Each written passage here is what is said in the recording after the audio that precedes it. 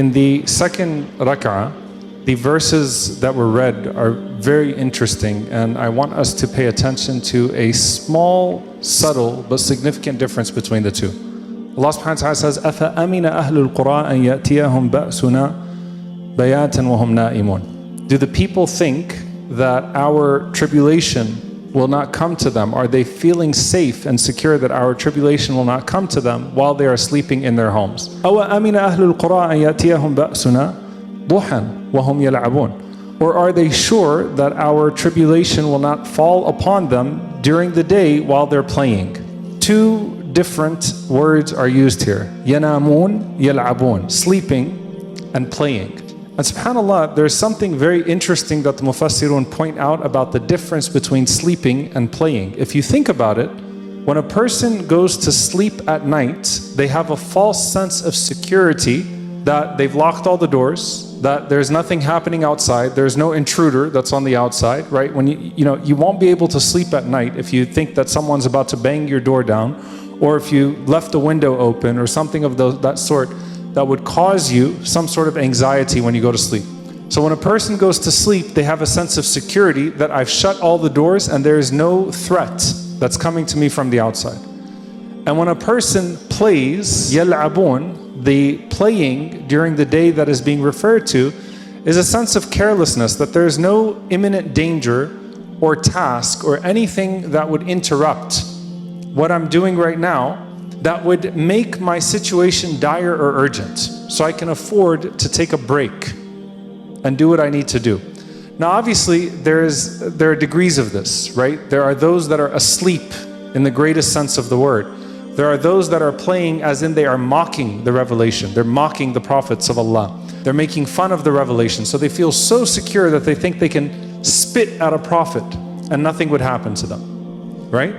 But I want to bring it to us and what the ulama mention of the subtle difference between the two, and then give it a practical dimension. Obviously this is in Surah Al-A'raf, where you'll have people on the Day of Judgment, may Allah protect us, that took that one deed for granted. They took that one sin for granted and said, I can afford this sin. They missed out on that one good deed because they said, I can afford to miss out on this good deed. And on the Day of Judgment, they find that their scale tips just the other way. And they have that regret. There was that one sin that I didn't think was going to be a big deal, or that one good deed that I didn't think was worth pursuing. So it comes within the context of Al-A'raf, the people of Al-A'raf. But if you think about sleep versus play, what is it that unites the two in this context? In regards to sleep, the body is unconscious, and so is the soul. In regards to being awake, the body is conscious, so is the soul. What unites the two states in this context is that the heart is heedless. The heart is in a state of ghafla. What Allah is really referring to here, as the ulama mentioned when you peel it back, is that whether you're in this state or that state, what is the state of your heart in that place? And if you think about it, when you read ayat like this, are you really safe from the makr of Allah, from the plot of Allah? And no one should feel safe from the plot of Allah. Does Allah subhanahu wa ta'ala want us to be paranoid? Does Allah Azza wa Jal want us to live like where we're walking and every moment we're looking up and thinking that a lightning bolt might strike us or that punishment is going to come upon us? Does Allah Azza wa Jal want us to sleep with one eye open? Is that what's actually being asked of us here? Or is Allah subhanahu wa ta'ala impressing upon us the importance of the mindfulness of Allah in every single state that you are in and in everything that you do? Now look at the Prophet sallallahu alaihi wasallam. Said, "Tanamu aynaya," that my eyes sleep. "Wala yanamu qalbi," my heart does not go to sleep. When the Messenger of Allah sallallahu alaihi wasallam would go to sleep, his heart remained awake. Now for the Prophet of Allah sallallahu alaihi wasallam, that has two implications. One of them is the spiritual awareness, the instant trigger. At the time of tahajjud, the Prophet sallallahu alaihi wasallam had no alarm clock. The way he jumped out of bed immediately at the mention of Allah subhanahu wa ta'ala, he was programmed alayhi salatu wasalam internally. His heart never was heedless from Allah. The second one is a prophetic implication unique to him, which is what the ulama mention of the truthfulness of his dreams. So what his heart witnesses at night is real. That revelation comes to the Prophet ﷺ even when he's asleep. Why? Because his heart is always in a state in which it is ready to receive revelation. Okay, well what about us? Think about the du'as that you make before you go to sleep. You don't shut doors, but what do? For one, you completely submit your soul, your body, and the ability to wake up to Allah subhanahu wa ta'ala, right?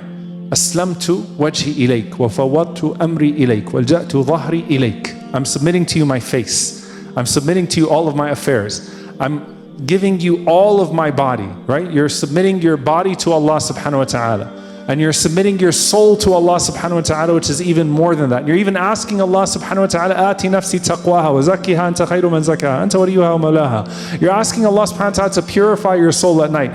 That as my soul goes back to you at night, as it's coming to you, Ya Allah, put it in a state of purification. Let it be in a state of purification. You go to sleep making wudu. This is a sunnah. An angel sits at the top of your bedside and makes dua for you every single time you twist and turn. You're under the protection of Allah subhanahu wa ta'ala, and an angel is making dua to you. You even submit to Allah subhanahu wa ta'ala the ability to wake up, right? Bismika Allahumma amutu wa ahya. It's in your name, O Allah, that I die and that I live. So I'm going to die right now. Every single time I go to sleep, I don't have a false sense of security that I'm going to wake up or that something won't happen to me at night. I have no sense of security in that. So all of the du'as that you're making at night are a submission of everything to Allah subhanahu wa ta'ala. Ya Allah, I'm giving this all to you because I don't feel safe from the plan of Allah subhanahu wa ta'ala. Death can come to me at night. Something can happen at night. And the Prophet ﷺ, what does he mention of these du'as? That if a person dies at night making these du'as, then they're from the people of paradise, because you would have died in a good state. Because you're entrusting your state to Allah subhanahu wa ta'ala. So your heart remains alive. Your soul remains in a state of purification. There's an angel that's making dua for you as your body is twisting and turning. That's when you're asleep. When you're awake, what does it mean to have a heart that's not heedless? What does it mean to be in that prophetic state? The ulama mention here that again, you have the greatest sense of spiritual alertness in the Prophet ﷺ. The Messenger of Allah ﷺ was not someone who was paranoid. He wasn't someone that was always looking around ﷺ like something bad was going to happen in that moment. He was fully present when he was with his family. So when he was with our mother Aisha radiallahu anha, you see the beautiful narrations of his presence. When he was with the companions, the narration of Zayd radiallahu ta'ala anhu, Zayd ibn Thabit, كنا مع رسول الله صلى الله عليه وسلم فإذا ذكرنا الدنيا ذكره معنا وإذا ذكرنا الطعام ذكره معنا وإذا ذكرنا الآخرة ذكرها معنا. When we sat with the Prophet صلى الله عليه وسلم, if we talked about food, he talked about food too. If we talked about worldly affairs, he talked about worldly affairs too. If we talked about the hereafter, he talked about the hereafter too. Two things that unite those things. Number one, when he was with our mother Aisha radiallahu anha, the spiritual alertness of the Prophet ﷺ, as soon as the time of salah was there, right? He completely switched into salah mode. Nothing gets in the way. His heart was always ready for Allah subhanahu wa ta'ala. That's number one. Number two, the Prophet ﷺ is bringing dhikr, the dhikr of Allah Azza wa Jal, into every single setting. There's not a single gathering of the Prophet ﷺ at home or with companions except that Allah is mentioned. Number three, observing the rights of Allah Azza wa Jal even in the most worldly, mundane things. So when the Prophet ﷺ is sitting with the companions and they talk about food, and the Prophet ﷺ doesn't say, Astaghfirullah, let's not talk about food. He talks about beneficial things regarding food. He talks about beneficial things regarding the dunya. He observes the limits of Allah Azza wa Jal even when he's talking about worldly affairs. So he doesn't depart from the permitted when discussing things of this world. He remains within the bounds sallallahu alaihi wasallam, and beyond that, he brings in the divine elements, the way to pursue a higher purpose even with those mundane things.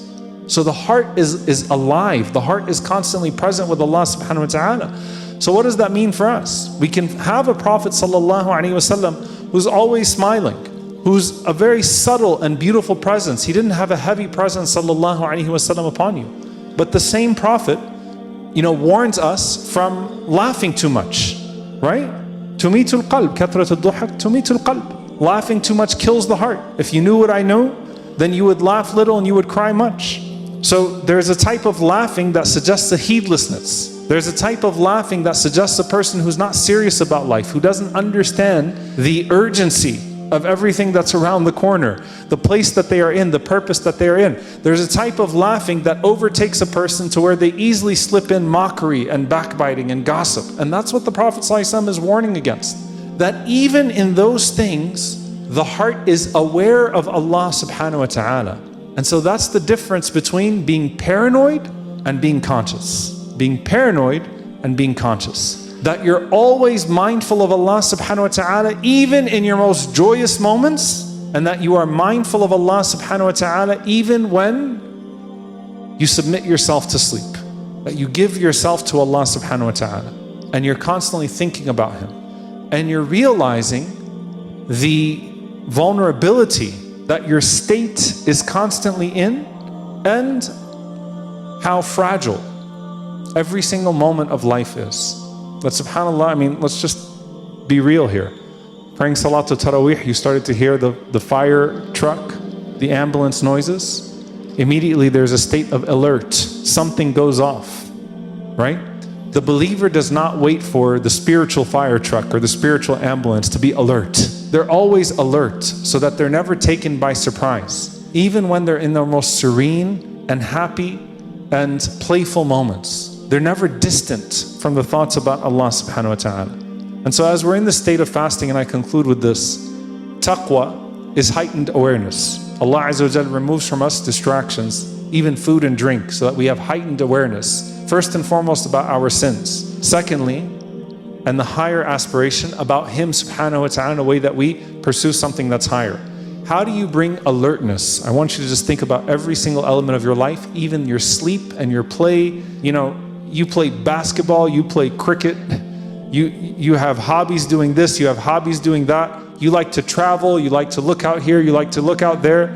Whatever it is, how do I bring the mindfulness of Allah subhanahu wa ta'ala to that so that I don't have a heedless heart? Because if I'm not supposed to have a heedless heart even when I sleep, then by extension, nothing else that I do. Should I be in an absolute state of ghafla to where I'm not even thinking about Allah subhanahu wa ta'ala and the possibility of that moment being snatched away from me before I can even conceive what's actually happening to me. May Allah subhanahu wa ta'ala make us a people that are always alert. And may Allah Azza wa Jal allow us to avoid even the smallest of sins. And may Allah subhanahu wa ta'ala make us a people that pursue even what seems like the smallest and most insignificant of good deeds. And may Allah subhanahu wa ta'ala make us not amongst those whose scales are even, but amongst those whose scale of good deeds is far heavier than their scale of bad deeds, and those who enter into al-Firdaus al-A'la without any form of accountability and without any form of punishment. Allahumma ameen. Jazakumullahu khairan. Wassalamu alaikum wa rahmatullahi wa barakatuh.